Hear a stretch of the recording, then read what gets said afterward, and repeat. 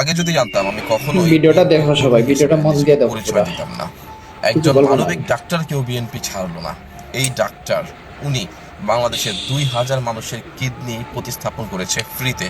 আপনি ভাবতে পারেন একজন মানুষের একটা কিডনি প্রতিস্থাপন করতে গিয়ে একটা ফ্যামিলি নিঃস্ব হয়ে যায়, আর এই ডাক্তার বিনা খরচে 1 টাকাও নেয়নি, 2,000 মানুষের কিডনি প্রতিস্থাপন করে দিয়েছে।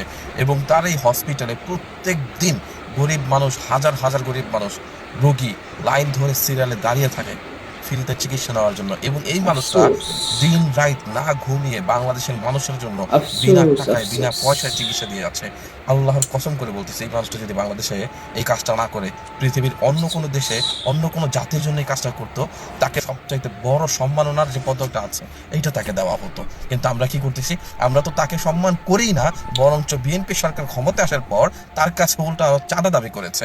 আফসোস লাগে, এমন আফসোস একটা লাগে। ডাক্তার যে কিনা একটা কিডনি প্রতিস্থাপনের টাকা দিয়েই অনেক টাকা, অনেক ভালো একটা গাড়ি কিনতে পারে, একটা বাড়ি কিনতে পারে, সেই একটা ডাক্তার 2,000 মানুষের কিডনি ফ্রিতে প্রতিস্থাপন করে দিয়েছে শুধুমাত্র সে 3 বেলা খাওয়ার টাকাটা সে তার ডাক্তারি পেশা থেকে যোগায়। ভাই, একটা মানুষের 3 বেলা খেতে কয় টাকা লাগে আপনারা বলেন? সে শুধুমাত্র 3 বেলা খাওয়ার টাকাটা তার এই পেশা থেকে নেয়, আর কোনো টাকা সে নেয় না। সে 5 ওয়াক্ত নামাজে আফসোস সে লাগে, তার আফসোস, দিনের আফসোস লাগে বেশিরভাগ বুঝছো। সময় অসহায় আফসোস মানুষকে লাগে ফ্রিতে এরকম চিকিৎসা ভিডিও, দেয়। কিন্তু এরকম তাকে ভিডিও ধরে সামনে আসলে হুমকি আফসোস দেওয়া লাগে হয়েছে, যদি বুঝছো। বিএনপি চাঁদার টাকা এরকম না ভিডিও পায় যদি তাহলে সামনে তাদের আসে হসপিটাল বন্ধ বড় করে দিবে। আফসোস লাগে।